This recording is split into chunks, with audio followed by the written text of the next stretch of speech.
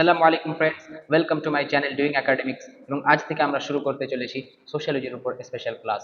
এবং আমাদের জেনারেলি এই ক্লাসটি বেসড হবে ইউজিসি নেটের সিলেবাস অনুযায়ী। তাছাড়াও অন্যান্য কম্পিটিটিভ এক্সামসেও এটি হেল্পফুল থাকবে। এবং সব থেকে বেনিফিটেবল জিনিস হচ্ছে যে কোনো জেনারেল সোশ্যালজিক্যাল আন্ডারস্ট্যান্ডিংয়ের জন্য this class is must for every sociology aspirants. Okay. এবং আমি আরেকটা বিশেষ কথা বলে দিই, আমি কারেন্টলি দুটো প্রজেক্টের উপরে কাজ করছি। একটা যেরকম ফার্স্ট আমাদের ভিডিও চলে এসছে ইবনে খালদুনের উপর, যা দারুল হুদার সিলেবাসের উপর ভিত্তি করে রয়েছে এবং তার সিভিলাইজেশনাল থট, তার চিন্তাধারা এবং তার বিভিন্ন টাইপের সোশ্যালজিক্যাল কন্ট্রিবিউশনস নিয়ে আলোচনা থাকবে। এবং দ্বিতীয়ত আমাদের সোশ্যালজি এবং স্পেশালি নেট ওরিয়েন্টেড, যেহেতু আমি তা নিজে পার্সোনালি প্রিপারেশন করছি, তাই আমার নিজস্ব অভিজ্ঞতার উপর বেস্ট করে সোশ্যালজির ক্লাসেসও থাকবে। আপনারা দেখতে পারেন আমি এখানে রেখে দিয়েছি ইউজিসি নেটের একটা সিলেবাসের স্ক্রিনশট, যেখানে টোটাল 10টি ইউনিটস রয়েছে। তার মধ্যে প্রথম ইউনিট সোশ্যালজিক্যাল থিওরিজ রয়েছে এবং তার মধ্যে প্রথম সেকশনে ক্লাসিক্যাল সোশ্যালজিক্যাল ট্রেডিশনস। এতে এমিল দুর্খেইম, ম্যাক্স ওয়েবার, কার্ল মার্কসের মতন বিভিন্ন থিওরিস্টদের আলোচনা করা হয়েছে। তো আমরা এই সিলেবাস অনুসারে নয়, বরং এজ হিসেবে কার্ল মার্কসকে আমরা অ্যাট ফার্স্ট ডিসকাস করব এবং সে কোন ট্রেডিশনসের সঙ্গে যুক্ত তাও দেখব। ওকে। তো কার্ল মার্কসকে শুরু করার আগে অ্যাকচুয়ালি সোশ্যালজিক্যাল ট্রেডিশনস বলতে গেলে কি বোঝায় সেই জিনিসটা একটু জানা দরকার। আমরা ট্রেডিশনস বলতে গেলে বাংলাতে ধারা বলতে পারি। ধারা এরকম ভাবে লিখবে অবশ্যই। ধারা অর্থাৎ চিন্তার ধারা, কোনো একটা স্পেশাল ওরিয়েন্টেশন অফ থট কে আমরা ধারা বলি। ওকে। তো অনুরূপ 19th এবং 20th সেঞ্চুরিতে বিভিন্ন টাইপের ট্রেডিশনস আছে, ধারা আছে, কিসের জন্য? To understand modern societies, social order, change, institutions and human relations. অর্থাৎ সমাজ এবং সমাজের শৃঙ্খলা বিশৃঙ্খলা এই সমস্ত জিনিসকে জানার জন্য বিভিন্ন টাইপের ধারা মানুষ প্রস্তাবনা দেয়। এবং সেই সমস্ত ধারার সঙ্গে যুক্ত থাকেন বিভিন্ন স্কলার্স, এবং তাদেরকে ডিটেইলি জানা হচ্ছে একটা সোশ্যালজির objective of this class. Okay. তো যেরকম কিছু ধারার মধ্যে রয়েছে positivist tradition, functionalist tradition, conflict traditions, interpretive traditions, interactionist traditions. তো প্রত্যেকটা ধারার তাদের ওরিয়েন্টেশন, তাদের চিন্তা ভাবনা, তারা মেন মেথডোলজি সমস্ত কিছু আলাদা। তো কার্ল মার্কস কোন ধারাতে পড়ছে আমরা অবশ্যই জেনে নেব। আমরা তার পূর্বে কার্ল মার্কসকে জানি, তো অটোমেটিকলি আমরা বুঝে যাব সে পজিটিভিস্টে আসবে না কনফ্লিক্টে আসবে না ফাংশনালিস্টে আসবে। Okay. And you have to answer that at the end of this class. Okay. তো আমরা বললাম কি 19th এবং 20th সেঞ্চুরিতে যে সমস্ত ধারা তৈরি হয়, কিন্তু অ্যাকচুয়ালি সোশ্যালজি সেখানেই শুরু নয়। সোশ্যালজি যদি আমরা আরও আনবাইসড ওয়ের হিস্ট্রিকে ফলো করতে চাই, তো আমরা ওর সোশ্যাল এবং ইন্টেলেকচুয়াল ব্যাকগ্রাউন্ডে অবশ্যই কি দেখতে পাবো, যে ইউরোপের আগেও অনেক জায়গাতে সোশ্যালজি, যদিও সেই টার্মটা ব্যবহার না হয় সোশ্যালজি, কিন্তু তার যে সাবজেক্ট ম্যাটার বা কন্টেন্ট ওই জিনিসটা রয়ে গেছে। আমরা ইন্ডিয়ান ক্ষেত্রে দেখতে পাই চাণক্য, কৌতলিয়া, তার অর্থশাস্ত্র বইয়ে অনেক সোশ্যালজিক্যাল কন্টেন্ট দেখা যায়। অনুরূপ most importantly ibn Khaldun, the 14th century scholar, বিশেষ করে তার বইয়ে আল মুকদ্দিমাতে বিভিন্ন সোশ্যাল থিওরিজ এবং সোশ্যাল চেঞ্জ, কন্টিনিউটি এই সমস্ত জিনিস সম্পর্কে আলোচনা করে। এবং ইবনে খালদুনের উপরে আমি কারেন্টলি ডিসকাশন করছি, অবশ্যই আমার সেই প্লে লিস্টে গিয়ে দেখতে পাবে। তবুও কিন্তু আমরা সোশ্যালজির যে একটা ইনস্টিটিউশনালাইজ রূপ পাই সেটা হচ্ছে 19th সেঞ্চুরি ইউরোপে। তার জন্য আমরা ইউরোপ থেকে শুরু করতে বাধ্য হচ্ছি, যেহেতু ক্যারিকুলাম আমাদের সেই রূপ অনুসারে রয়েছে। এবং ইউরোপে কেন শুরু হলো? তখন বিভিন্ন টাইপের হিস্ট্রিক্যাল ট্রান্সফরমেশন দেখা যায়। সেই কারণে কি কি হিস্ট্রিক্যাল ট্রান্সফরমেশন আপনারা অবশ্যই অবগত। Enlightenment, industrial revolution, French revolution, এই সমস্ত জিনিস রয়েছে। আমি জাস্ট শর্ট একটা ব্যাকগ্রাউন্ড ক্লিপস পাওয়ার জন্য আমি তুলে ধরেছি। ফর এক্সাম্পল যেরকম ইন্ডাস্ট্রিয়াল রেভলিউশন, হ্যাঁ, লেট টু 18th সেঞ্চুরিতে দেখা যায়, যার কারণে ইউরোপিয়ান সোসাইটিতে বিভিন্ন টাইপের চেঞ্জেস আসে। For example rice of factories and machines, emergence of new classes, workers and capitalist, poor working conditions, long hours, child labour, এই সমস্ত ইস্যুস দেখা যায় European society. Breakdown of traditional community life এবং নতুন ইন্ডাস্ট্রিয়াল বা capitalist life পরিবর্তন হয়। ইনকনসিকুয়েন্সেস, class conflict, migration, urbanisation, ইসলাম issues, এই সমস্ত কিছু ইন্ডাস্ট্রিয়াল রেভলিউশনের কারণে ইউরোপে দেখা যায়। তার জন্য ওখানকার তখনকার স্কলার্সরা একটু চিন্তিত হয়ে পড়ে যে কিসের জন্য এই সমস্ত চেঞ্জেস আসছে, কিসের জন্য এই সমস্ত চেঞ্জেস আসছে, সরি। ওকে। তো বিভিন্ন স্কলার তাদের বিভিন্ন চিন্তা ভাবনা থেকে আলোচনা দেয় যে এই সমস্ত কারণে হয়তো চেঞ্জেস রয়েছে। তার মধ্যে একজন কার্ল মার্কস, সে বলছে এখনকার সোসাইটিতে আমাদের এক্সপ্লয়টেশন বেড়ে গেছে, ইনইকুয়ালিটি বেড়ে গেছে এবং এটা তৈরি করেছে ক্যাপিটালিজম। তো আমাদের সোসাইটি থেকে ক্যাপিটালিজমকে মাস্ট হটানো উচিত, তবে আমরা স্টেবল একটা সোসাইটি তৈরি করতে পারবো। ওকে। আমরা একটা এক্সাম্পল দিয়ে বললাম, যেহেতু আমাদের আজকের মেন ডিসকাশন হচ্ছে কার্ল মার্কস, কিন্তু অন্যান্য থিওরিস্টরা, অন্যান্য স্কলার্সরা আলাদাভাবে আলোচনা করে এই সমস্ত চেঞ্জেসকে আলাদা পার্সপেক্টিভ দিয়ে দেখে। অনুরূপ আরেকটা হিস্ট্রিক্যাল ব্যাকগ্রাউন্ড হচ্ছে সোশ্যালজির এমার্জেন্সের ফ্রেঞ্চ রেভলিউশন। ওকে, অবশ্যই সবাই জানে 1789 ফ্রেঞ্চ রেভলিউশন, যার কারণে মোনার্কি শেষ হয়ে যায়। I have also mentioned here. Okay, monarchy, collapse of monarchy and church authority শেষ হয়। লিবার্টি, ইকুয়ালিটি, ফ্রেটার্নিটি এই সমস্ত জিনিসকে বেশি প্রাধান্য দেওয়া হয়। ইন্ডিভিজুয়াল রাইটসের রাইটস হয়, অর্থাৎ ব্যক্তিগত রাইটস। হ্যাঁ, প্রথমে চার্চ অথরিটি কিংবা মোনার্কিতে যা রুলার বা রয়্যাল ফ্যামিলি কিংবা চার্চ ডমে যারা রয়েছে তাদেরই মেন ডিসিশন হতো, কিন্তু না, প্রত্যেকটা মানুষ ফ্র্যাঞ্চাইজ ভোটাধিকারের ব্যাপার আছে, তো প্রত্যেকটা মানুষের ইকুয়াল রাইটস এই সমস্ত জিনিসের উপরে আলোচনা হতে থাকে। ফলে তবুও কিন্তু সোসাইটি স্টেবল হয় না, ইনস্টেবিলিটি দেখা যায়, সোশ্যাল ডিসঅর্ডার দেখা যায়। এতেও অনেক স্কলার্স চিন্তিত হয়ে পড়ে যে আমাদের সোসাইটিতে কি হয়েছে। হ্যাঁ, তো how can social order be maintained after traditional institutional collapse. তো আমরা তো অ্যাকচুয়ালি ওল্ড সোসাইটিতে যেতে চাই না, যেখানে মোনার্কি ছিল, যেখানে চার্চ ডম ছিল, সেখানে আমরা যেতে চাই না। তো আমরা কি চাইছি, যা পরিবর্তন চলে এসছে কোনো ব্যাপার নেই, কিন্তু এই পরিবর্তনের কারণে যে ইনস্টেবিলিটি দেখা গিয়েছে, আমাদের মধ্যে সোশ্যাল ডিসঅর্ডার দেখা গিয়েছে, তো কিরকম ভাবে ইনস্টেবিলিটি থেকে স্টেবল তৈরি করা যায় আমাদের সোসাইটিকে নিয়ে বিভিন্ন স্কলার চিন্তিত হয়। তার মধ্যে এরকম Emile Durkheim, the founding father of academic sociology যাকে বলা হয়, অবশ্যই এই ব্যাপারে আমরা ডিটেলস করবো। তো এই কোশ্চেনে অনেকভাবে ইনফ্লুয়েন্স হয় এমিল দুরখাইম, আমার ব্যাপারে আলোচনা হবে। অনুরূপ সোশ্যাল ট্রান্সফরমেশনসের মধ্যে decline of traditional institutions, rise of capitalism, bureaucracy আছে, এনলাইটেনমেন্ট থট, এর উপরে স্পেশাল আমি একটা ভিডিও নিয়ে আসবার আমার পরিকল্পনা রয়েছে। অবশ্যই আপনারা আপডেট থাকুন, আমি নিয়ে আসবো। যেহেতু বিভিন্ন স্কলার্স, রুশো, জন লক, এদের রাইটিংস, এদের ওই টাইমের চিন্তাভাবনা ইউরোপিয়ান সোসাইটিকে, স্কলারলি এলিটসকে এবং পপুলার টু এলিট সার্কেল সবাইকে ইনফ্লুয়েন্স করে, এবং বিভিন্ন টাইপের জিনিস রয়েছে। তার discoveries of science, underlying factors of reason and rationality এই সমস্ত জিনিস ইউরোপিয়ান সোসাইটিকে ইনফ্লুয়েন্স করে। The thinkers believe society could be studied scientifically just like nature. তখন তার চিন্তাভাবনা শুরু হয়, যেহেতু রিজনের এত আমরা বেনিফিটস দেখতে পাচ্ছি। হ্যাঁ, আমরা প্রথমে শুধু রিলিজিয়নের উপরে ফোকাস করতাম, তো এখানে রিলিজিয়ন মিনস জেনারেল রিলিজিয়নের কথা বলা হচ্ছে না, ইউরোপিয়ান ক্রিশ্চিয়ানিটির কথা বলা হচ্ছে, যেহেতু তারা র্যাশনালিটি থেকে তখন অনেকটা পিছিয়ে গেছিল, এবং অনেক ডগমা আর ট্যাটুসের উপরেই তাদের রিলিজিয়াস ওই টাইমে হয়ে গেছিল চার্চডমের under the grip of churchdom. That's why the people were actually not happy with the existing system of Europe due to monarchy and other religious suppression on that time. So thinkers started to believe that society could be studied scientifically just like the nature, because due to rationality we got many scientific benefits. Similarly, our many challenges and problems were solved. So just like today we have many problems and issues in our society, and to solve them we have to study society like we study in natural sciences. This laid the foundation of sociology as a scientific discipline, and এই ব্যাকগ্রাউন্ডে বিশেষ করে আমরা father of sociology Auguste Comte, Spencer এবং অন্যান্য স্কলার্সকে দেখতে পাই। Augusta কমটেকে আজকে generally father of sociology বলা হয়। ওকে, তো লেটস স্টার্ট। আমরা কার্ল মার্কস থেকে শুরু করছি। এই ব্যাকগ্রাউন্ডটা অবশ্যই যে কোনো একটা বিগিনার্স অফ সোশ্যালজির জানা উচিত, যে এই 19th সেঞ্চুরি ইউরোপে সোশ্যালজির এমার্জেন্স কীরকম ভাবে হয়। বিভিন্ন সোশ্যাল এবং ইন্টেলেকচুয়াল ব্যাকগ্রাউন্ড থাকে, যেরকম industrial revolution, French revolution of course, এবং decline of traditional institutions, rise of capitalism, enlightenment thought, এই সমস্ত জিনিস সোশ্যালজির এমার্জেন্সকে ইনফ্লুয়েন্স করে। এবং আমরা কার্ল মার্কসকে পড়বো অ্যাট ফার্স্ট। ওকে, তো তার বেসিক একটু ব্যাকগ্রাউন্ড জানা উচিত। বোর্ন অন 5 মে 1818, খুব ইম্পর্টেন্ট এই তারিখটা মনে রাখবে অবশ্যই, যেহেতু one of the most important scholars of 19th century. His thoughts still uh, relevant in our academics and day-to-day life, in our political social system. Okay, 1893 18 তারপর 1888 তার লন্ডনে মৃত্যু হয়। এটা জার্মানিতে ছিল, তার জন্ম জার্মানিতে হয়েছিল, কিন্তু সে জার্মানি থেকে মাইগ্রেট করে ব্রিটেনে আসে। এবং যদি আমাকে কোনো ট্রেডিশনে রাখতে চাই, তো কনফ্লিক্ট ট্রেডিশনে। Actually he is actually father can be also proponent of conflict traditions, major critic of capitalism, focused on class conflict, exploitation and social change. ওকে, এই সমস্ত জিনিস তার বিশেষ অবদান রয়েছে। সরি, কিন্তু বর্তমানে ইউজিসি নেটে একটা ট্রেন্ড দেখা যাচ্ছে যে তারা বিভিন্ন টাইপের বই, বিভিন্ন টাইপের ওয়ার্কস এবং থিমস ইন ক্রোনোলজি জিজ্ঞেস করছে। তাই আমি এটা চেষ্টা করেছি যে প্রথমে ক্রোনোলজিক্যাল অর্ডারে তার বুকস এবং তার মেজর কনসেপ্ট বোঝানো যাক। অ্যাট ফার্স্ট 1844-এ ইকোনমিক অ্যান্ড ফিলোসফিক ম্যানুস্ক্রিপ্টস তার বই আছে, হ্যাঁ, যেখানে সে এলিয়েনেশন, হিউম্যানিজম, স্ট্রেঞ্জ লেবার এই সমস্ত কনসেপ্টের উপরে কথা বলে, এবং এগুলোকে আমরা ডিটেইলি আপকামিং টাইমসে জানবো। 1845-এ the Holy Family, critique of young Hegelians, হেগেলকে সে ক্রিটিক করে লেখে।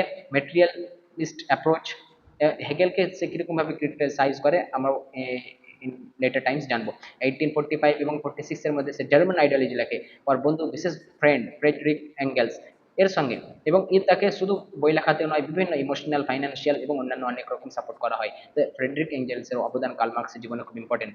1847 the Poverty of Philosophy, 1848 the Communist Manifesto, his masterpiece actually it is. এখানে class struggle, bourgeois versus proletariat revolution, এই সমস্ত জিনিসের উপরে করা হয়। এবং একটা ম্যাগনাম ওপাস বলতে পারা যেতে পারে কার্ল মার্কসের ম্যাগনাম ওপাস, কিংবা ইন মার্কসিজম, মার্কসিস্ট থটে এটা হচ্ছে কমিউনিস্ট ম্যানিফেস্টো হচ্ছে একটা ম্যাগনাম ওপাস বুক। আরও কিছু major books that we can not ignore: 1859 a contribution to the critique of political economy, 1867 Das Kapital volume 1, যেখানে surplus value, exploitation, community criticism, এই সমস্ত জিনিসও ডিসকাশন করে। 1871 civil war in France, 1875 critique of Gotha programme, 1885 Das Kapital volume 1 এবং 1894 Das Kapital volume 3, এটাও তার friend এর সহযোগিতায়, ফ্রেডরিক এঞ্জেলসের সহযোগিতায় সে সম্পন্ন করে। ওকে, so these are some of his major books and concepts that you should remember them in chronology. Okay, so now we will enter into discussion of some of his major concepts that are actually very important, not for an exam but for any kinds of understanding about Marxism and capitalism, especially 19th century Europe and their conditions. So one of his most important concept is historical materialism. So what is historical materialism? Before we look into it, we need to understand what is actually materialism and what is dialectical materialism. We need to understand this at first. Okay, then we will move to historical materialism.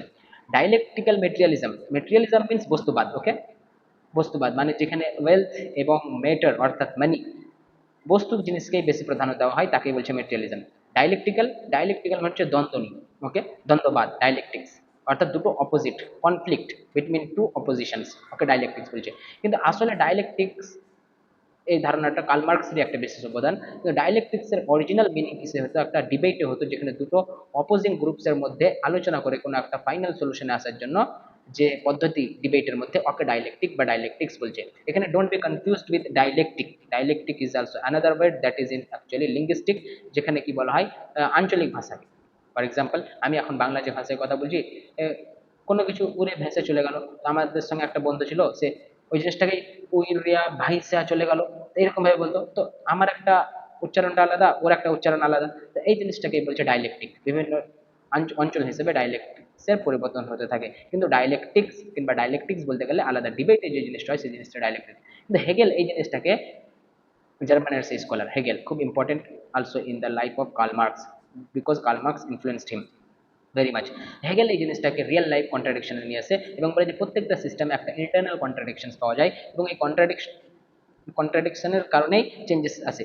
প্রথমে একটা কোনো বাদ থাকে, thesis থাকে, ওর মধ্যে কিছু কন্ট্রাডিকশনের ফলে antithesis তৈরি হয়, অর্থাৎ অ্যান্টিথিসিস এবং থিসিসের লড়াইয়ের পরে সিনথিসিস আছে।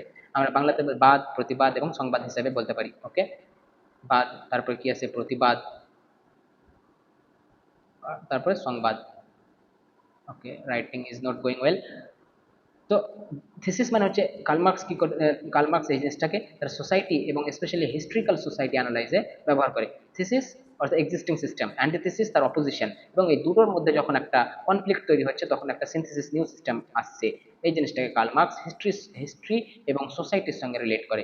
ওকে, হিস্ট্রি এবং সোসাইটির সঙ্গে রিলেট করে নিয়ে এবং হিস্টোরিক্যাল মেটেরিয়ালিজম দেয়।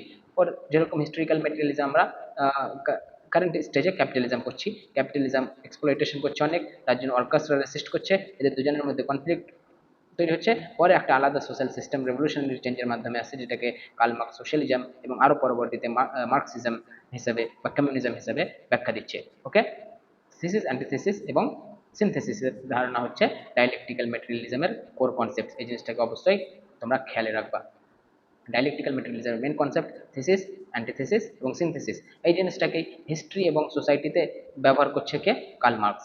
ওকে, তাহলে আমরা এবার দেখা যাক হিস্ট্রি এবং সোসাইটিতে কীরকম ভাবে সে ব্যবহার করেছে historical materialism. Look into the text. Marx argued that the material or economic conditions of society determine social life, institutions, ideas. এই জিনিসটাকে বলছে মেটেরিয়ালিজম, অর্থাৎ মেটেরিয়াল বা বস্তুগত অবস্থা, অর্থনৈতিক অবস্থায় কোনো সোসাইটির সামাজিক জীবন কিংবা ওর বিভিন্ন টাইপের ইনস্টিটিউশনস ওর আইডিয়াসকে ইনফ্লুয়েন্স করে। ওকে, সেরকম আমরা হিউম্যান হিস্ট্রিতেও দেখতে পাই, human history develops through changes in modes of production, অর্থাৎ বিভিন্ন টাইপের ইকোনমিক সিস্টেমের কারণে হিউম্যান হিস্ট্রি পরিবর্তন হয়েছে। হ্যাঁ, সোসাইটি চেঞ্জেস, সোসাইটির মধ্যে চেঞ্জেস আসছে যখন ইকোনমিক সিস্টেমে চেঞ্জেস আসছে। তো এটা হিস্ট্রির বিভিন্ন টাইপের হিস্ট্রি দেখিয়েছে। You can follow here. ও হিস্ট্রিক্যাল অ্যানালাইসিস করে দেখছি প্রিমিটিভ কমিউনিজম, এখানে ইকোনমিক সিস্টেমে যখন চেঞ্জেস আসলো তখন চলে আসলো ফিউডালিজম। তারপর ফিউডালিজমের যে মোড অফ প্রোডাকশন ছিল, mode of production we will learn them in detail in our next page. Okay, so যখন এখানকার মোড অফ প্রোডাকশনে you can now understand as economic সিস্টেমে চেঞ্জেস আছে, অ্যাকচুয়ালি থিসিস অ্যান্টিথিসিস এবং সিনথেসিসের কাজ চলে, থিসিস অ্যান্টিথিসিস এবং সিনথেসিসের কাজ চলে ক্যাপিটালিজম আছে। এইখানেও সেম প্রসেস চলে, সোশ্যালিজম আসবে এবং কমিউনিজম আসবে। তো হিস্ট্রিকে কার্ল মার্কস এরকম হিসেবে একটা হিস্ট্রিক্যাল অ্যানালাইসিস প্রদান করে, তাকেই বলছে হিস্ট্রিক্যাল ম্যাটেরিয়ালিজম। এবং প্রত্যেকটা স্টেজে কন্টেন্স কনফ্লিক্ট বিটুইন ক্লাসেস ডাইলেকট্রিক্যাল। ওকে, তো বিভিন্ন প্রত্যেকটা হিস্ট্রিক্যাল স্টেজে, ফর এক্সাম্পল এটা যদি ক্যাপিটালিস্ট স্টেজ হয়, এখানে একটা ক্যাপিটালিস্ট হিসেবে সে ডিভাইড করছে, আর এখানে একটা ওয়ার্কার্স হিসেবে ডিভাইড করছে। এই দুটোর মধ্যে দ্বন্দ্ব তৈরি হওয়ার ফলে, ওকে, দ্বন্দ্ব রয়েছে বলেই আমাদের থিসিস অ্যান্টিথিসিসের একটা অ্যারেনা তৈরি হয়েছে, এবং পরে সিনথেসিস আসবে সোশ্যালিজম বা কমিউনিজম হিসেবে। এবং ফিউডাল লর্ডস ভার্সেস সার্ভস, যেরকম এটা আমরা কোথায় দেখতে পাই, ফিউডালিজমে দেখতে পাই। বোর্জোয়া ভার্সেস প্রোলেটারিয়েট আমরা ক্যাপিটালিজমে দেখতে পারি, এবং সার্ভস আরও অন্যান্য সোসাইটিক্যাল মোডস অফ প্রোডাকশনে আমরা এই সমস্ত জিনিস দেখতে পাই। তো historical materialism is complete, and this concept should be clear to every sociology students, those who are interested in Marxism or not. Dialectical materialism is also okay, and it is actually very important to know the historical materialism of Karl Marx. Thesis and antithesis is also very important to know. You should keep in mind all these major concepts. Okay, now what we saw in the last page, Karl Marx historical materialism এর মাধ্যমে সে historical analysis করে বিভিন্ন modes of production materialism, ওকে, বিভিন্ন modes of production প্রদান করলো। যেরকম primitive communism যেখানে কোনো ক্লাস নেই, ওকে, কিন্তু প্রিমিটিভ কমিউনিজম, ওকে, এই স্টেজ থেকে চলে আসে। তারপরে feudalism,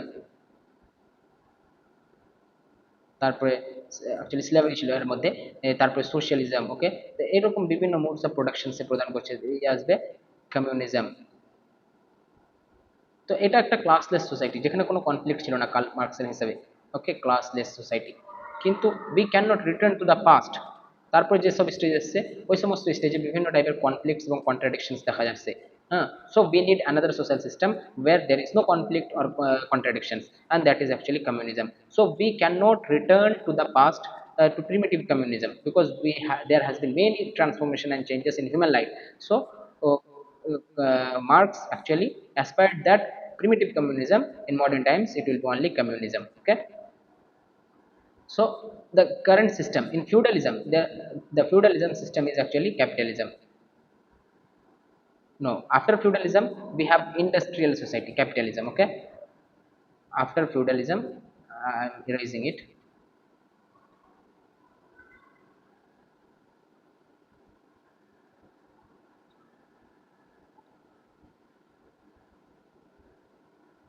After feudalism, Karl Marx said that now the society in which period he is living is going through capitalism.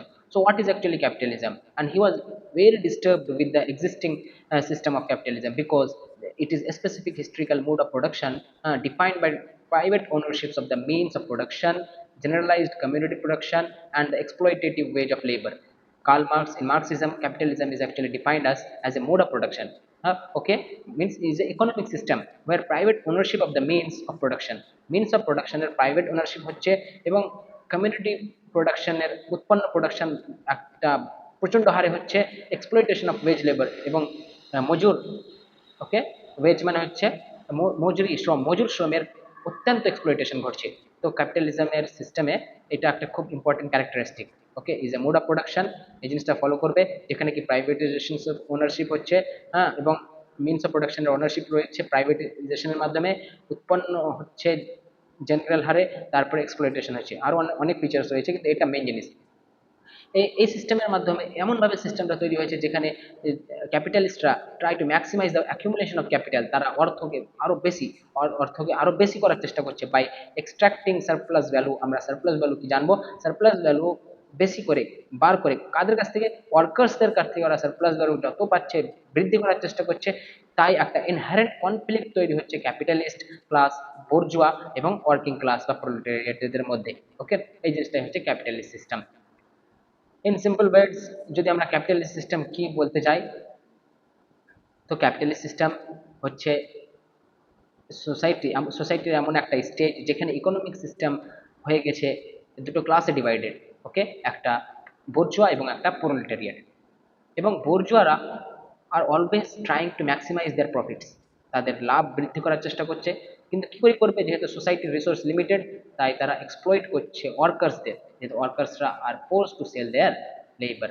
ওকে, আমরা আরও ডিটেলস জানবো এর উপরে। তো যেহেতু এখানে আমরা কিছু জানলাম কি মিনস অফ প্রোডাকশন এবং এই সমস্ত জিনিসটা একটু ডিটেলস নিয়ে জানা উচিত, তাই আমি মোড অফ প্রোডাকশন কি, actually capitalism is a mode of production. Mode of production কি? মোড অফ প্রোডাকশন মানে হচ্ছে, যদি ইন জেনারেল টার্মস জানতে চাই, তো মোড অফ প্রোডাকশন মানে হচ্ছে force of production plus relations of production. What is this? Force of production plus relations of production, এই দুটো জিনিসকেও জানা উচিত। So let's see here I have explained in short, it will be very helpful for you. Force of production হচ্ছে what people use to produce. So what are the tools workers are using to produce new products? That is actually force of production. It includes tools and resources like machines, technology, factories, land, raw materials. Also labor skill is very important. Okay, so and mode of production means means of production means are part of force of production. So all these things, tools, resources, machines, technology, all these things are mode of production. So mode of production এর owner কারা হচ্ছে, modes of productions কে own যারা করছে, ওকে, তারাই হচ্ছে capitalist. ওনার্সরা হচ্ছে capitalist, যেহেতু তাদের হিসেবেই সোসাইটি চলছে। রিলেশন অফ প্রোডাকশনস হচ্ছে, যেহেতু একটা ফ্যাক্টরি, ফর এক্সাম্পল ফ্যাক্টরি হচ্ছে মিনস অফ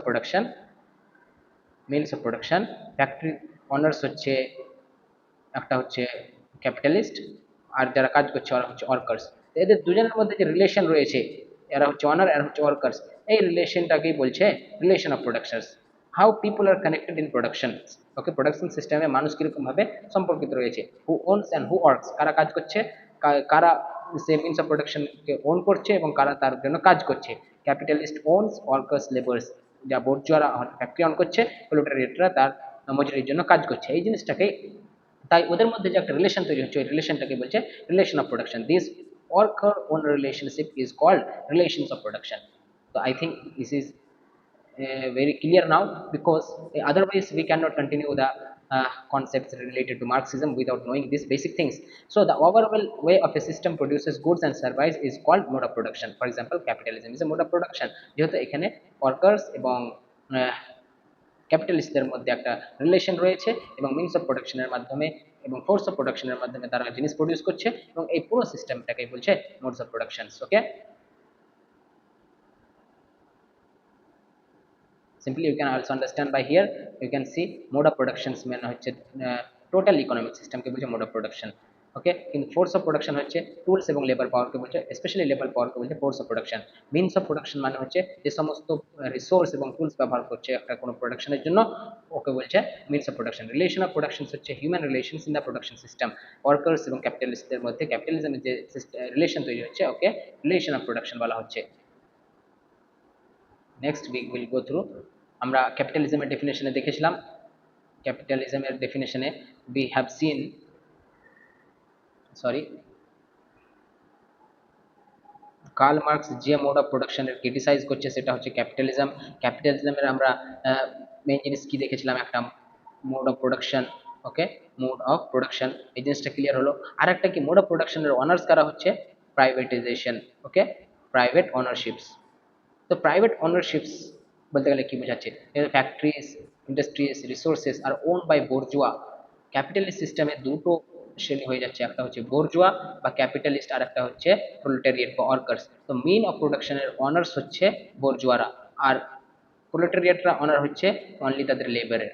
ওকে, এই জিনিসটা ফলো করবে, তাদের লেবারের অনার হচ্ছে ওয়েজ লেবার। এদের কাছে কি রয়েছে, অনলি লেবার রয়েছে, এদের কাছে মিনস অফ প্রোডাকশন রয়েছে। Okay, workers do not own of production, কিন্তু এদের প্রোলেটারিয়েটদের মিনস অফ প্রোডাকশন নেই, তাই তারা বাধ্য হচ্ছে they sell their labour power for wages. এদেরকে তো লাইফ সার্ভাইভ করতে হবে, তাই ইনকামের জন্য, তারা ভাড়া পাওয়ার জন্য তাদের কাছে যা জিনিস আছে, লেবারটাকে তারা বিক্রি করছে তাদের মিনস অফ প্রোডাকশনে। ওকে, এটাকে বলছে কিসের কারণে? কিছু ভাড়া পাওয়ার জন্য। একে বলছে wage labour, private ownership, means of প্রোডাকশনের প্রাইভেট ওনারশিপ বর্জুয়ারা করছে। তো আমরা ক্যাপিটালিস্ট সিস্টেমে দুটো শ্রেণীর মানুষ পাই, একটা বর্জুয়া যারা হচ্ছে owners of means of production, আর একটা হচ্ছে প্রোলেটারিয়েট যারা they own wage labours for their wage. তো এখানে একটা আনইকুয়াল সারপ্লাস ভ্যালু এবং এক্সপ্লয়টেশন দেখা যাচ্ছে। এই জিনিসটা কি? Unequal SP and exploitation.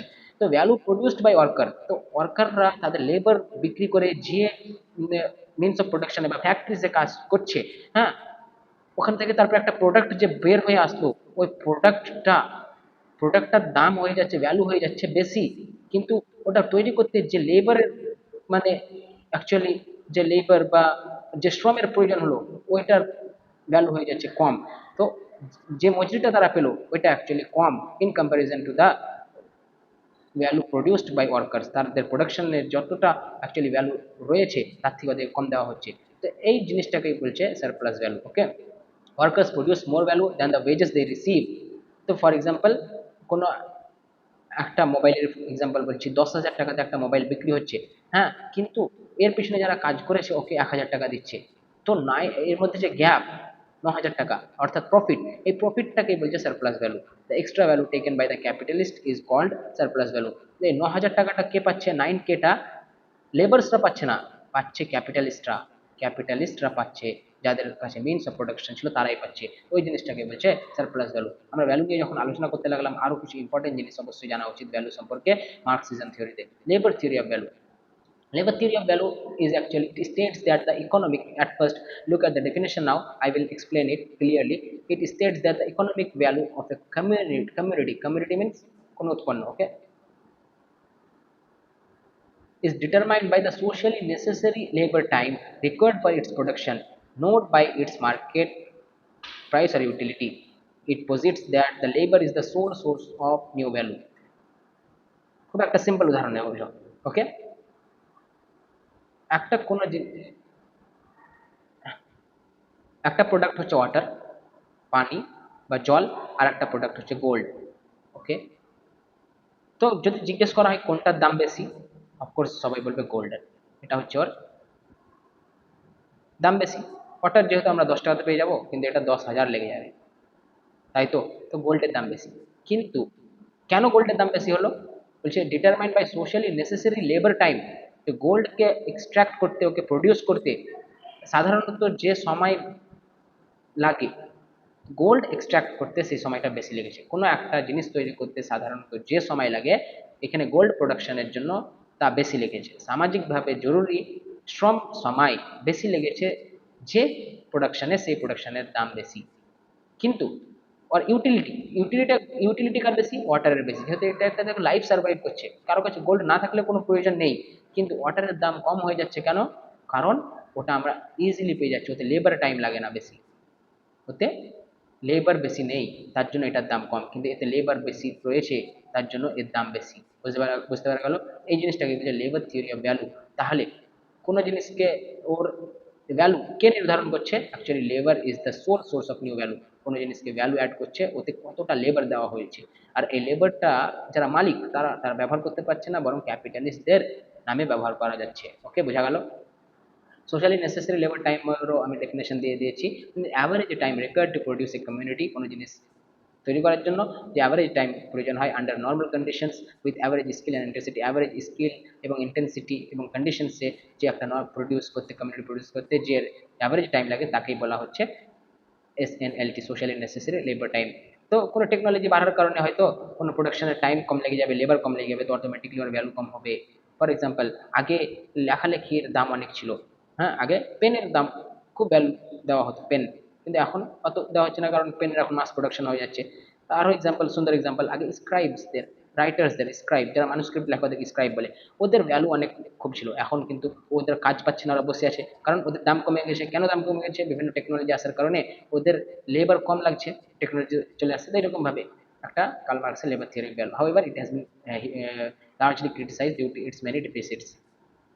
আরেকটা জিনিস ইউজ ভ্যালু এবং exchange value. Actually I have explain here use value and exchange value. ওয়াটারের যে ইউটিলিটি রয়েছে সেটা হচ্ছে ইউজ ভ্যালু, কিন্তু গোল্ডের যে মার্কেটে প্রাইস ভ্যালু রয়েছে সেটা হচ্ছে exchange value. The use value of a commodity such as food is by its utility, its capacity to satisfy human hunger and needs through its physical properties. Okay বলছে use value. Exchange value কি হচ্ছে? The quantitative proportion or its market value. Okay, এটা হচ্ছে utility আর ব্যবহারে কত যোগ্যতা রয়েছে আর মার্কেটে কত দাম রয়েছে সেটাকে হচ্ছে exchange value. which one commodity is traded for others, determined by socially necessary labor time। তো আমরা সোশ্যালি নেসেসারি লেবার টাইমে কোন জিনিসটাকে আমরা ফলো করছি? এক্সচেঞ্জ ভ্যালুকে ফলো করছি, তাই তো? ইউজ ভ্যালুকে ফলো করি না, যেহেতু এখানে লেবারের হিসাব রয়েছে তাই, মার্কেটের হিসাব রয়েছে তাই। Okay, I think this concept is also clear. এটি অ্যাকচুয়ালি একটা শর্ট ভিডিওতে সমস্ত কিছু কার্ল মার্কসের আলোচনা করা সম্ভব নয়, তাই এই ভিডিওতে আমি ট্রাই করেছি সমস্ত কিছু ইনক্লুড করার, যাতে কেউ যদি কার্ল মার্কসকে পড়ছে শুধু ইউজিসি নেট নয়, তার যাতে কমপ্লিট কনসেপ্ট ক্লিয়ার থাকে, তার জন্য আমি এই সমস্ত জিনিস অ্যাড করেছি। You can not skip without knowing all this things actually. Another important theory in Marxism we can learn is alienation. So what is actually alienation? Alienation means actually a separation. We can say separation. In simple words, we can say separation.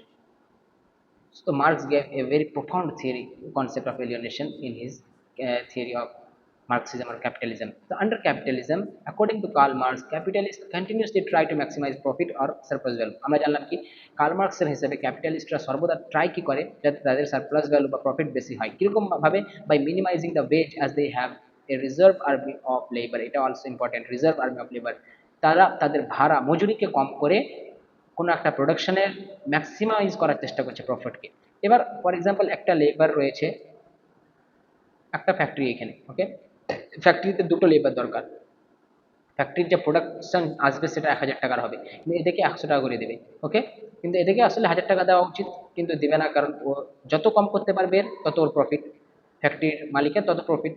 কিন্তু এই যদি এবার demand বাড়ায় কিনা আমি 100 টাকায় কাজ করবো না, তো তখন ই অ্যাকচুয়ালি ফোর্সড, কারণ এর সার্ভাইভাল এখানে কাজ করার উপরেই ভিত্তি করে রয়েছে। এর যেহেতু মিনস অফ প্রোডাকশন নাই, এর কাছে অনলি লেবার রয়েছে, তো লেবারটাকেই বিক্রি করতে পারবে। লেবার বিক্রি করবে কোথায়? এর ফ্যাক্টরিতে। কিন্তু এ যদি ডিমান্ড করে কি আমি শুধু লেবার আমার কাছেই আসে, দাম বাড়াও, তাহলে কিন্তু ফ্যাক্টরিওয়ালা দাম বাড়াতে বাধ্য হয়ে যাবে। কিন্তু না, ক্যাপিটালিস্ট সিস্টেম এমন করে রেখেছে যে মিনস অফ প্রোডাকশনের যারা মালিক তারা সংখ্যায় খুব কম, আর লেবারের যারা মালিক তারা সংখ্যায় অনেক বেশি। হ্যাঁ, তো ফ্যাক্টরির মালিক আরামসে বলতে পারে ঠিক আছে তুমি যা বানাতো তোমাকে লেবো না, আমার কাছে আরো অনেক লেবার সে ওদেরকে নিয়ে আসবো। তাই প্রত্যেকটা লেবার অ্যাকচুয়ালি সে নিজে নিজেই বাধ্য হয়ে যাচ্ছে মিনিমাম একটা ওয়েজে কাজ করার জন্য, যেহেতু অলরেডি এক্সিস্টিং অনেক কি রয়েছে, লেবার্স রয়েছে। তো রিজার্ভ আর্মি অফ লেবার বলে একে কার্ল মার্কস। ওকে, তো workers having no ownership of the means of production, যেহেতু তাদের মিনস অফ প্রোডাকশনের কোনো মালিকানা নেই আর force to sell their labour, তো এই ওয়ার্কারটি তার ফ্যাক্টরিতে লেবারকে বিক্রি করার জন্য ফোর্স হয়ে যাচ্ছে ইন এক্সচেঞ্জ অফ ওয়েজেস। কিসের জন্য? কিছু ওয়েজেস পাওয়ার জন্য। As a result workers gradually become alienated, আস্তে আস্তে কি সেপারেট হয়ে যাচ্ছে, এলিয়েনেশন চলে আসছে ওয়ার্কার্সের মধ্যে। এবার কি এলিয়েনেশন বুঝতে পারা যাবে, কিসের থেকে এলিয়েনেট হচ্ছে? আলাদা হয়ে যাচ্ছে ফ্রম দেয়ার ওয়ার্ক, তার নিজস্ব লেবার সে নিজের পছন্দ মতো নিজস্ব দামে কিংবা নিজস্ব ক্রিয়েটিভিটির সঙ্গে ব্যবহার করতে পারছে না, ফ্যাক্টরি মালিক যা বলছে সেই হিসেবে তাকে ব্যবহার করতে হচ্ছে। তো তাদের ওয়ার্ক থেকে সে এলিয়েনেট হয়ে গেল from the products they create. তো ফ্যাক্টরিতে গিয়ে যে একটা প্রোডাকশন চলে আসলো, একটা ফর এক্সাম্পল মোবাইল, মোবাইল একটা প্রোডাকশন হবে, তো মোবাইল থেকেও তার কোনো মালিকানা নেই, জিনিসটা সে তৈরি করেছে কিন্তু এতে ওর কোনো ওনারশিপ কিংবা কোনো রিলেশন নাই আর, কিন্তু ওই প্রোডাক্ট থেকেও সে আলাদা হয়েছে ফ্রম দেয়ার ক্রিয়েটিভিটি।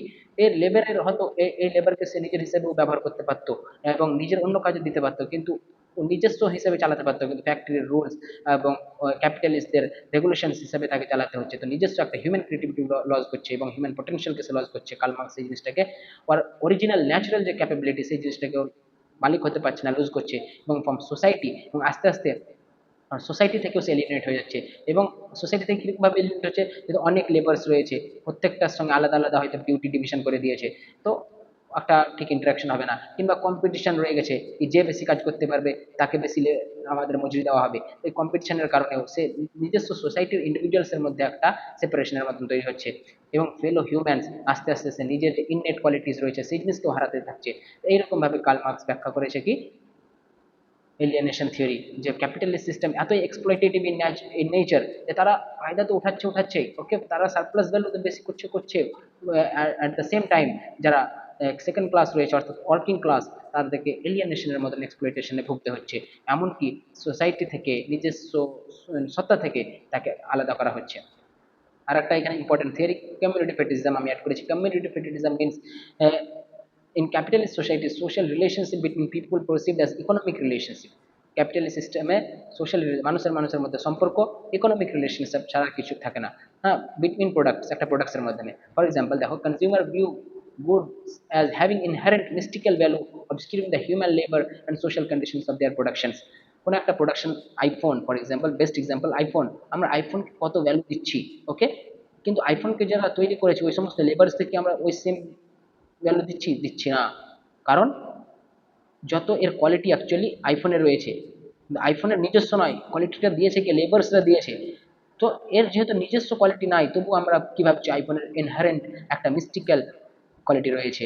আর আসল কোয়ালিটি যাচ্ছিল, we obscure, we are hiding the human labour and social conditions of their productions. কোন কন্ডিশনসের উপরে এসে সেই জিনিসটা ঘটে এসেছি। তো কোনো লেবারকে বাদ দিয়ে, যে জিনিসটাকে প্রডিউস করেছে সেই জিনিসটাকে বাদ দিয়ে যখন প্রোডাক্টটি হয়ে যাবে মেন জিনিস, তাকে বলছে community criticism. Okay, another important theory we have to learn in Marxism: class structure and capitalism. Actually we have already discussed these things. দুটো ক্লাস কি দেখলাম আমরা, ক্যাপিটালিজমে দুটো ক্লাস, একটা বোর্জুয়া যারা owners of the means of production, একটা proletariat অর্থাৎ ওয়ার্কিং ক্লাস। ওকে, তো owners of the capital means of production, okay, working class, sell labour, power produce. I think this things are clear already, we don't need to discuss anymore. And so these are two major antagonistic groups, means there is always conflict, a kind of hatred between these two groups. There is no good relations between them, and both are antagonistic, means opposite. They are exploiting and they are exploited. Okay, this is the relation between them. এছাড়াও Karl Marx আরো কিছু ক্লাসের নাম নিয়েছে যা খুব important নয়, কিন্তু তবুও মেনশন করেছে, এটা ইম্পর্টেন্ট ওর জন্য ব্যাখ্যা করা। Petty bourgeois, petty bourgeois actually we can say middle class. Okay, এই বর্জুয়া এবং প্রোলেটারিয়েটের মধ্যে কার্ল মার্কস বলছে আরো কিছু লোক রয়েছে যারাও কি হচ্ছে ইন্ডিপেন্ডেন্ট আর্টিসেন্স, কিংবা তারা হচ্ছে শপকিপার্স, অনার্স, এরা রয়েছে, তারাও কিছু ওয়ার্কার্সকে কাজে লাগিয়ে কাজ করায়, কিন্তু তারা ক্যাপিটালিস্টদের মতো এক্সপ্লয়েটেটিভ নয়, তারা একটা ইন্টারমিডিয়েট অর্থাৎ মিডল ক্লাস হিসেবে কাজ করে। লাম্পেন প্রোলেটেরিয়েট বলে আরেকটা জিনিস বলেছে, লাম্পেন প্রোলেটেরিয়েট। লাম্পেন প্রোলেটেরিয়েট হচ্ছে আন্ডার ক্লাস, অর্থাৎ প্রোলেটেরিয়েটের নিচেও আরও কিছু ক্লাস রয়েছে, যা কার্ল মার্কস অ্যাকচুয়ালি তাদেরকে ভালো নজরের দৃষ্টিভঙ্গিতে দেখেনি, এবং বলেছে তারা actually problem two society. Because যখন প্রোলেটেরিয়েটরা রেভলিউশনের জন্য বর্জুয়াদের বিরুদ্ধে যাবে, তখন এরা এতই যে মানে পদদলিত, এতই তারা অত্যাচারিত, যে তাদের একটা কনসিয়াসনেস না আমাদেরকেও যে আমাদের সিস্টেমটা চেঞ্জ করার জন্য লড়তে হবে, সেই কনসিয়াসনেসও থাকবে না, তারা কিছু করতে পারবে না অ্যাকচুয়ালি। হ্যাঁ, ওই যে আমরা কনসিয়াসনেসের কথা বলছিলাম, তাই এই ডিসকাশনটা এবার চলে এলো class in itself, class for itself.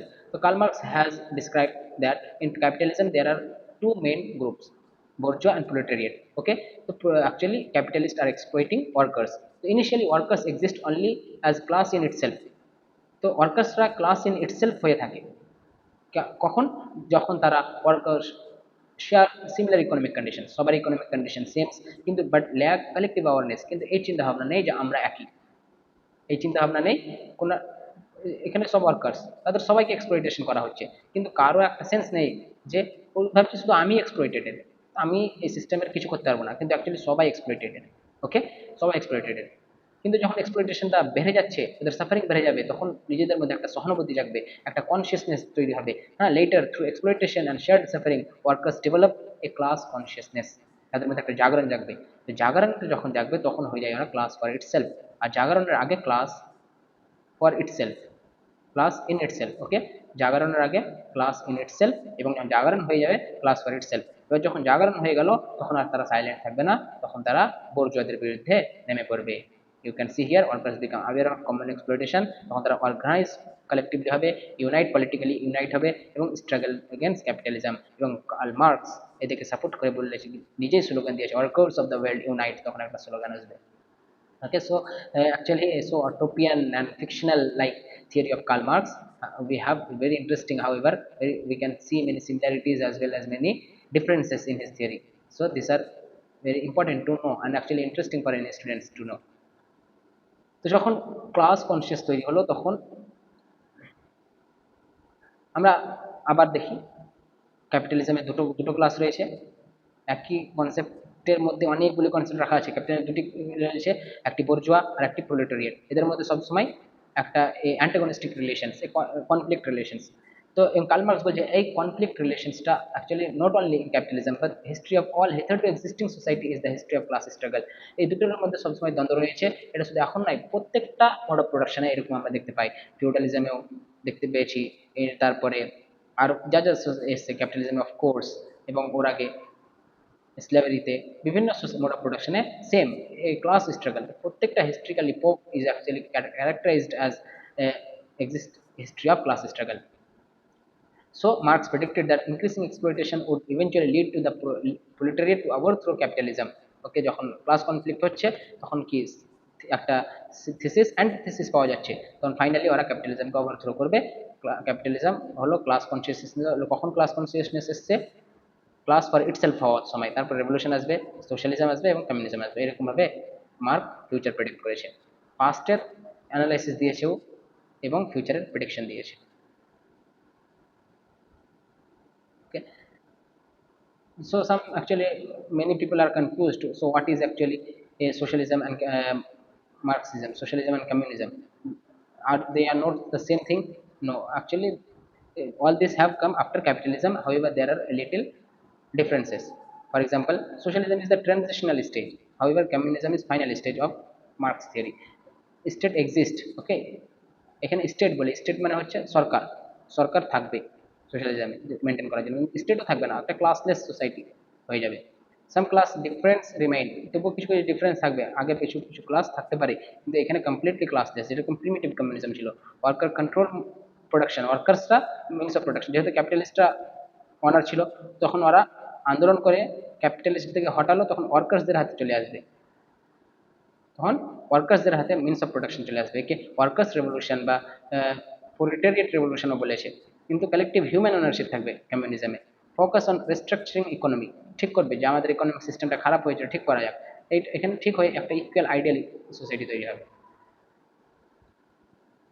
তো মার্কসিজমে এই সমস্ত জিনিসের আলোচনার পর অবশ্যই আরও ডিপ কত কার্ল মার্কস যাচ্ছে একটু দেখা উচিত। বেস অ্যান্ড স্ট্রাকচারের থিওরি দিচ্ছে, base and what is base and structure actually. তো আমরা কার্ল মার্কসের থিওরিতে দেখছি মেটার বা মেটেরিয়ালিজম ইজ খুব ইম্পর্টেন্ট। ওকে, মেটেরিয়ালিজম, তার জন্য ওর থিওরিকে হিস্টোরিক্যাল মেটেরিয়ালিজম হিসেবে ব্যাখ্যা করা হয়েছে, যেহেতু সমস্ত কিছু জিনিস মেটার বা ইকোনমিকেই, মেটার মানে economy, sorry, let me write it again.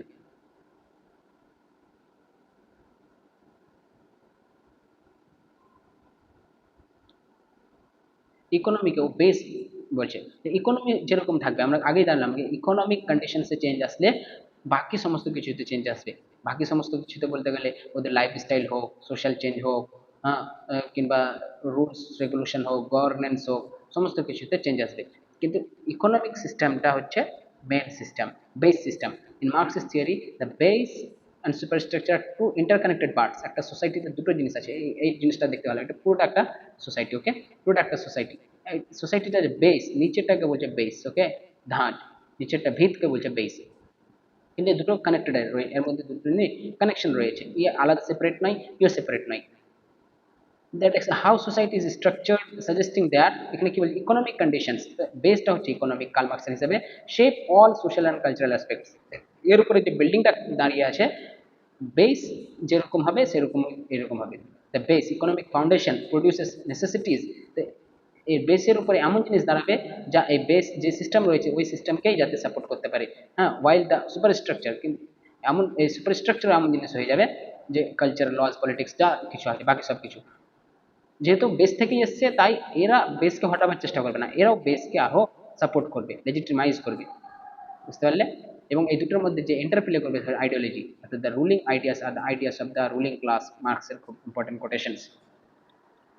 তো একটা সোসাইটির ইকোনমিক সিস্টেম, বেস হচ্ছে ইকোনমিক সিস্টেম, এই সোসাইটির পুরো আলাদা আলাদা ইনস্টিটিউশনকে ইনফ্লুয়েন্স করবে, এবং এই সমস্ত ইনস্টিটিউশনসও এমন হয়ে যাবে যে এক্সিস্টিং যে বেস রয়েছে ওকেই সাপোর্ট করবে। খুব সুন্দর এক্সাম্পলস আমরা কারেন্ট ইতে নিতে পারি।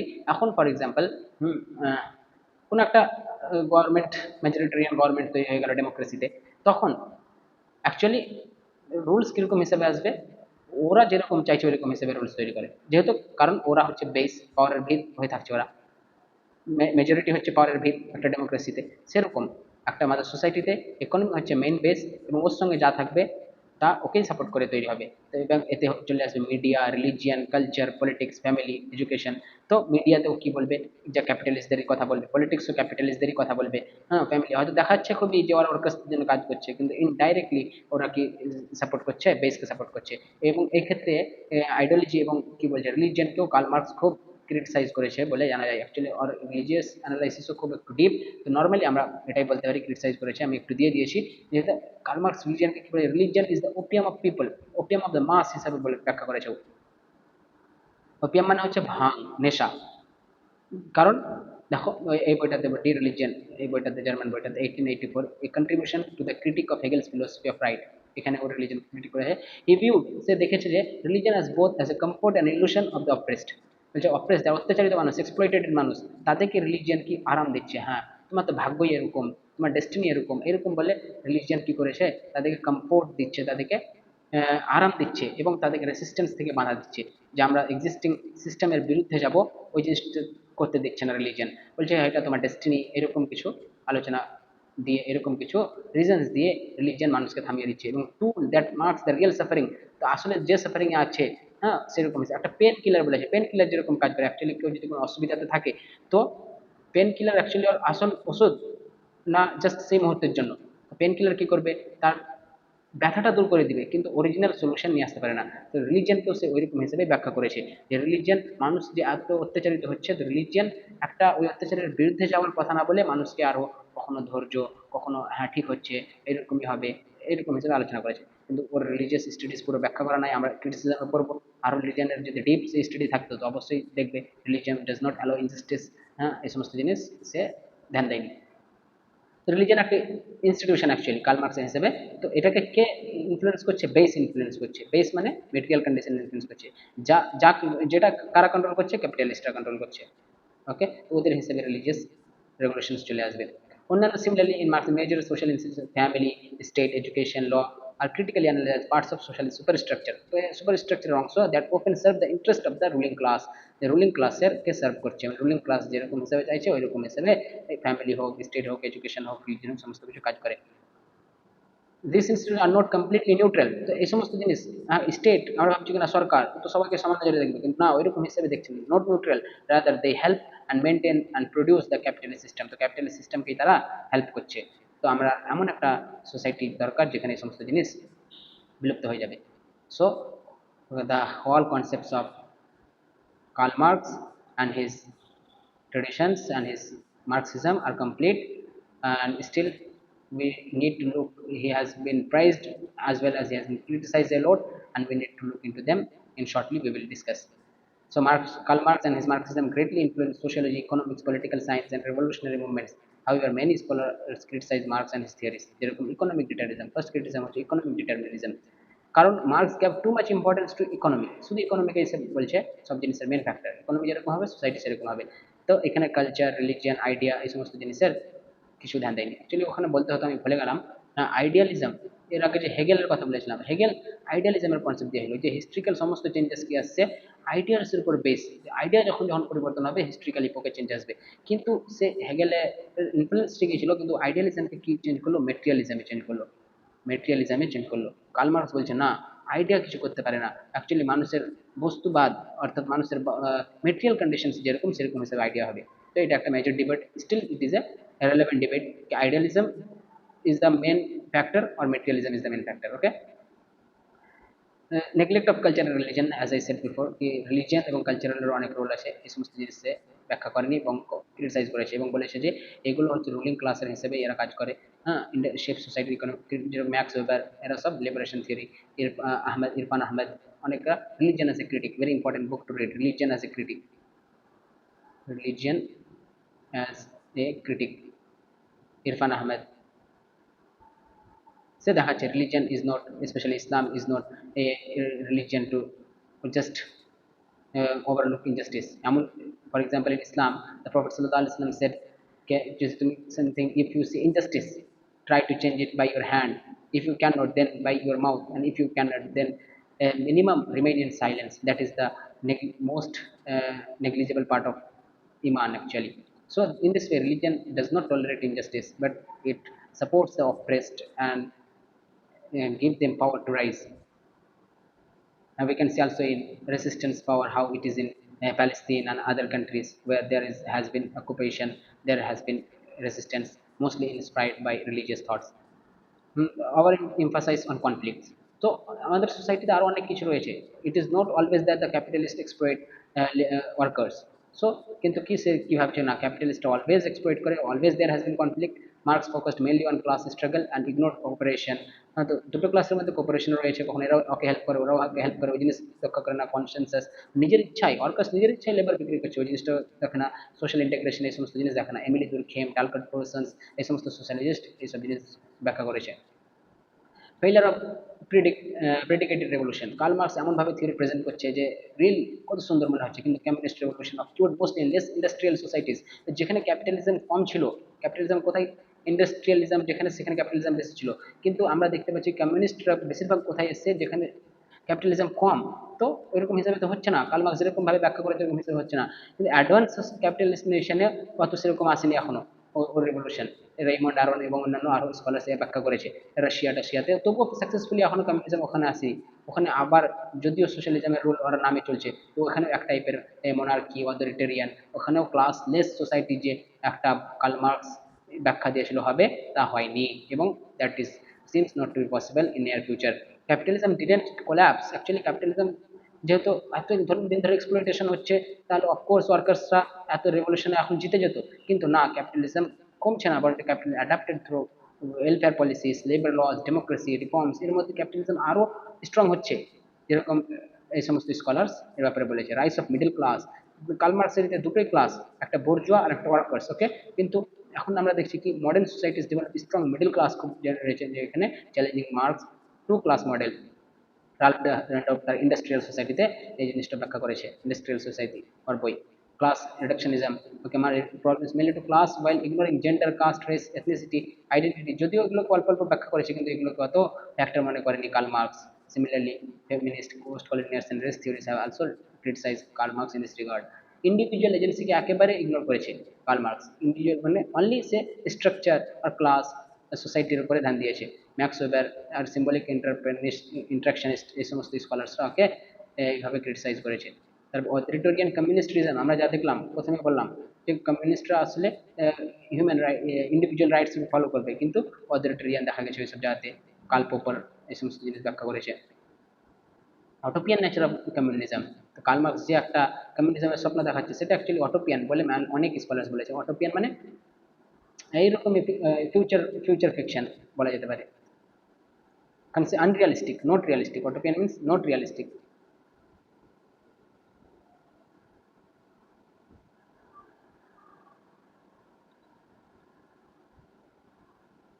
ইউরোপিয়ান কিছু প্রবলেম দেখা যাচ্ছে, নেগলেক্ট অফ ন্যাশনালিজম, ওকে, ন্যাশনালিজমের সমস্ত জিনিসে কিছু বলেনি, কিন্তু আজকাল আরও স্ট্রঙ্গার হচ্ছে। তো ইন্টারন্যাশনাল ওয়ার্কার্স কাছে ইউনাইট হতে বলেছিল, কিন্তু না, তারা ইন্টারন্যাশনালি ওর থেকে বেশি কি এখন আমরা বৃদ্ধি পাচ্ছি, ন্যাশনালিজম বৃদ্ধি পাচ্ছে। স্টেটের ব্যাপারে সে যেরকম সে কথা নেই বেশি, এই সমস্ত জিনিস। Labour theory of value has been also criticise. Value depends on demand, utility and market conditions. কিন্তু not only labour, Karl Marx শুধু লেবার বলেছে কি লেবার যত নেসেসারি, সোশ্যালি নেসেসারি যে টাইমটা যত বেশি লাগবে লেবারের, তাই সে জিনিসের তত দাম। কিন্তু না, এরকম তো হচ্ছে না। মার্কেট ভ্যালু, ডিম্যান্ড, ইউটিলিটি সব জিনিস লাভ করে। তো of course definitely Karl Marx, despite this criticism, remains one of the most influential thinkers in sociology and social sciences.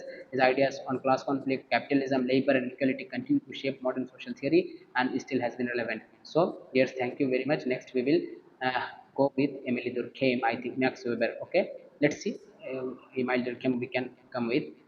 Thank you very much. If you have any doubt, please let me know, and also give some comments regarding your doubts and clarifications.